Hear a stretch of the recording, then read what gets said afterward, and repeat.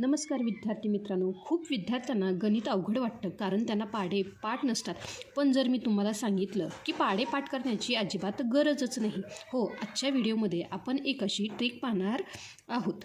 तर विद्यार्थी मित्रांनो, जे काही 5वी ते 7वीच्या मुलांसाठी 2 ते 10 पर्यंतचे जे काही पायाभूत पाढे तयार करण्याच्या काही अतिशय सोप्या आणि रंजक ट्रिक्स आज आपण पाहणार आहोत. या पद्धतीमुळे मुलांना पाढे पाठांतराचा कंटाळाच येणार नाही आणि ते स्वतःहून काय करतील रे, पाढे तयार करायला शिकतील. तर विद्यार्थी मित्रांनो, जेव्हाही तुम्हाला काय करायचं असतं बघा, 2 ते 10 पर्यंतचे काय करायचे असतात रे, पाढे तयार करायचे असतात. 2 ते 10 पर्यंतचे पाढे काय करायचे असतात रे, आपल्याला तयार करायचे असतात. तेव्हा जी सर्वात सोपी आणि पहिली जी पद्धत आहे ती आहे बेरीज पद्धत. काय आहे बघा, बेरीज पद्धत. की जे काही आपण बेरीज शिकलो, बेरीज म्हणजे काय, एका संख्येमध्ये दुसरी संख्या मिळवणे. लक्षात आलं का विद्यार्थी मित्रांनो? आता पाढा म्हणजेच काय, त्याच संख्येची पुन्हा पुन्हा केलेली बेरीज होय. आता बघा, उदाहरणार्थ मी काय घेतलं बघा, 3चा पाढा मला काय करायचा आहे, तयार करायचा आहे. काय करायचं बघा, 3चा पाढा मला तयार करायचा असेल तर मी काय करते बघा, पहिल्या वेळेस मला काय लिहावं लागतं, 3. त्यानंतर जेव्हा मला काय करायचं असेल, 3ची 2 वेळा मी बेरीज केली म्हणजेच काय, 3 अधिक 3 बरोबर काय आले रे, 6. लक्षात आलं का? त्यानंतर आता हे जे काही उत्तर आलेलं आहे हे काय आहे रे, ही झाली आपण काय करणार आहे, तिसरी बेरीज. तुम्हाला हे करायचं नसेल तर काय करावं लागेल रे, की ह्यामध्ये हीच संख्या आपल्याला काय करावी लागते रे, पुन्हा मिळवावी लागते. म्हणजेच काय, आलेलं उत्तरामध्ये मी काय केले रे, 3 मिळवले तर काय झाले रे, इथे 1 2 आणि हे 3 म्हणजेच किती वेळा मिळवले, 6 म्हणजे हे 2 वेळा 3 आहेत आणि हे 3 वेळा. लक्षात आलं का? मग 6 अधिक 3 बरोबर काय आले रे, 9. लक्षात आलं का? आणि त्यानंतर चौथं काय आहे बघा, तर आलेलं उत्तर आहे, तर उत्तर काय आले, 9. 9मध्ये मला काय करायचे, 3चा पाढा तयार करते म्हणून 3 लिहायचे, तर 9 अधिक 3 बरोबर काय आले रे, 12. लक्षात आलं का? जर तुम्हाला असंही नाही करायचं की नाही, मला आलेलं उत्तर कदाचित चुकीचं वाटत असेल, तर तुम्ही काय करा रे, पहिला काय करायचं, 3चा पाढा म्हणून 3 ही संख्या लिहायची. त्यानंतरनं काय करायची, 3ची बेरीज ही 2 वेळा करायची.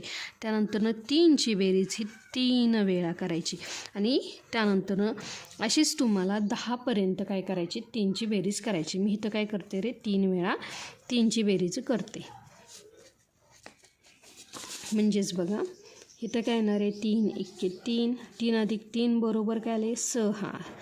3 अधिक 3 6, 6 अधिक 3 9. त्यानंतर 3 1 3 3 6, 6 अधिक 3 9, 9 अधिक 3 12. म्हणजेच काय झालं रे, आपला इथं 3चा पाढा तयार झाला. बघा, जेव्हा तुम्ही काय केलं, आल्याला उत्तरामध्ये जरी 3 मिळवले तरीही तीच संख्या येणार आहे. किंवा मी इथं दुसरी पद्धत सांगितली की 3चा पाढा तयार करत असताना किंवा 5चा घ्या किंवा 7चा पाढा तयार करत असताना तुम्हाला काय करायचे, पहिल्यांदा ती संख्या लिहायची, त्यानंतरनं ती संख्या 1 वेळा 2 वेळा 3 वेळा 4 वेळा असं आपल्याला 10 पर्यंत काय करावी लागते रे, त्यांची बेरीज करावी लागते. लक्षात आलं का? त्यामुळे काय होईल, तुम्हाला बेरीजचा सरावही होईल आणि पाढाही तयार होईल. लक्षात आलं का विद्यार्थी मित्रांनो?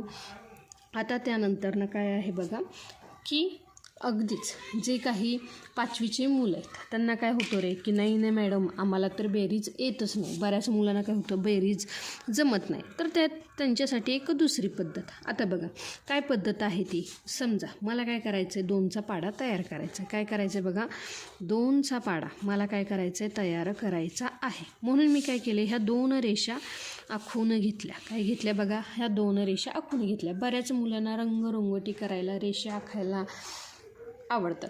तर मी काय केलं बघा, ह्या पहिला 2चा पाढा तयार करायचा म्हणून मी काय घेतलं, 2 रेषा आखून घेतल्या. आता मला 2चा पाढा तयार करायचा आहे, तर मी काय करते, एक आडवी रेष मारते. काय करते रे, त्या 2 उभ्या रेषांवर एक आडवी रेष मारली तर तुम्हाला काय दिसते बघा, इथे हे 2 बिंदू तयार झालेले दिसतात. लक्षात आलं का? म्हणजेच काय, बे इक्के बे. आता मी दुसरी रेष मारली तर काय झाले, इथे 4 बिंदू, हे पहिलेचे 2 आणि हे नंतरचे 2, किती झाले रे, 4. त्यानंतर मी तिसरी रेष मारली की पुन्हा इथं 2 बिंदू तयार झाले. म्हणजेच किती झाले रे, ह्या 4मध्ये अधिक 2 म्हणजेच काय झाले रे, 6. लक्षात आलं का?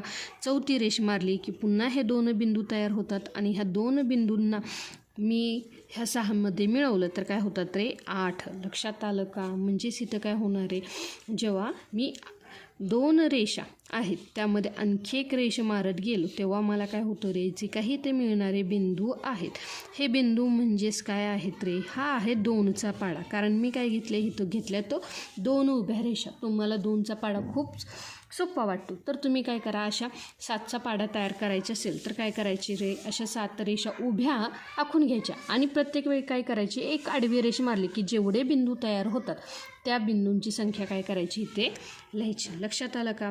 आता बघा, आडवी रेषा आहे 1, उभ्या रेषा आहेत 2, म्हणजेच काय 2 बिंदू. उभी रेषा आहे किती रे, 2. आडव्या रेषा किती झाल्या, 2. मग बिंदू किती आले, 1 2 3 4. लक्षात आलं का?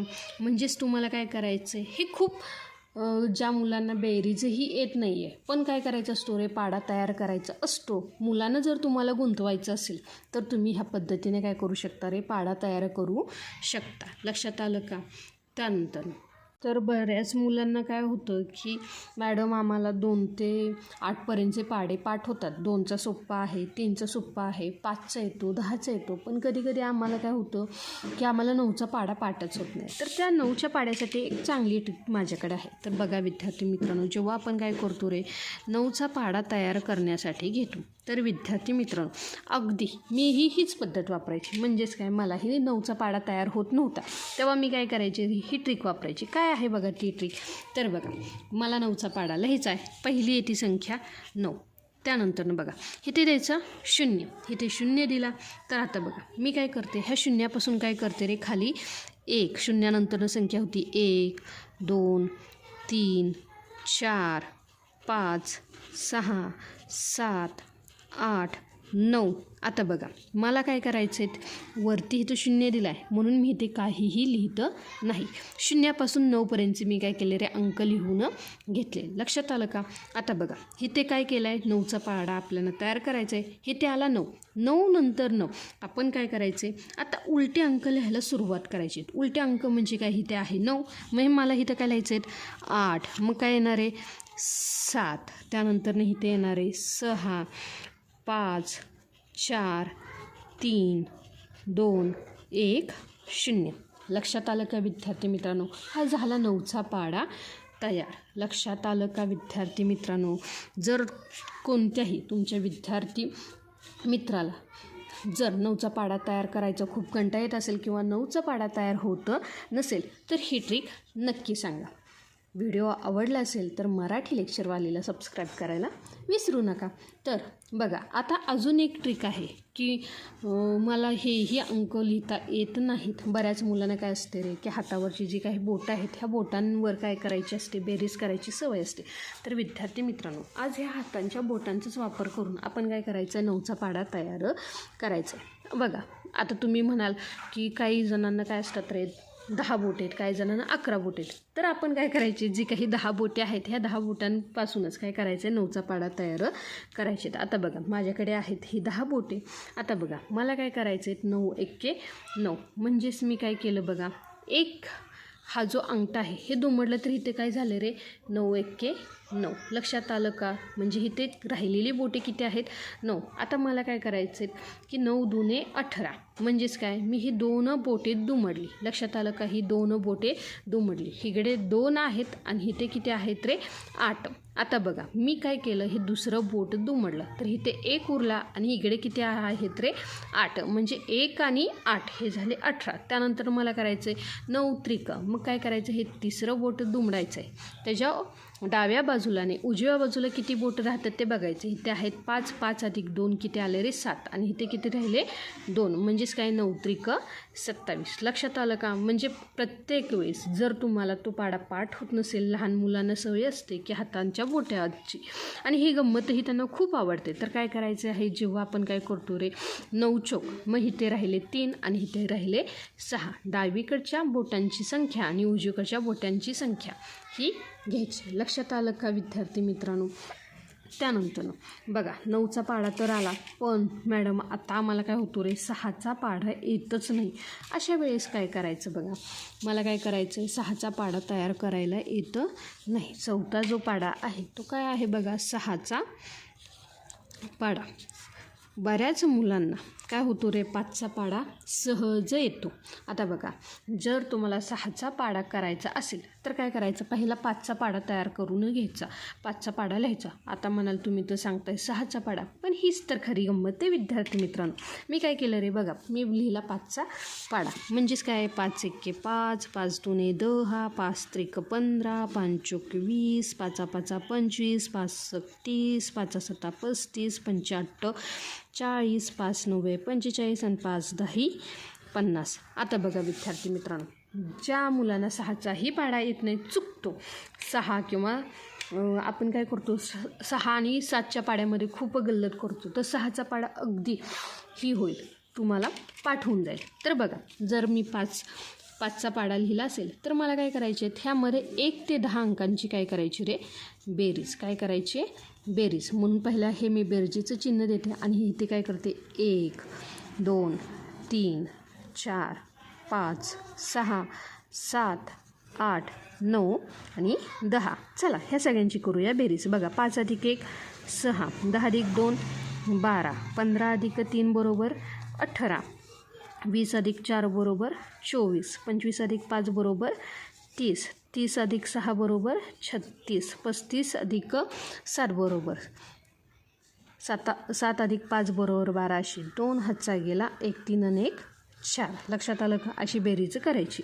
त्यानंतरनं काय आहे की 40 अधिक 8 हे काय आले 48. त्यानंतरनं काय आले 9 अधिक 5 10 11 12 13 14, 14 4 हातचा गेला 1, 5 4 अधिक 1 काय आले रे 5. आणि त्यानंतरनं काय 50 अधिक 10 बरोबर काय येणार आहे रे 60. म्हणजेच बघा झाला का 6चा पाढा तयार.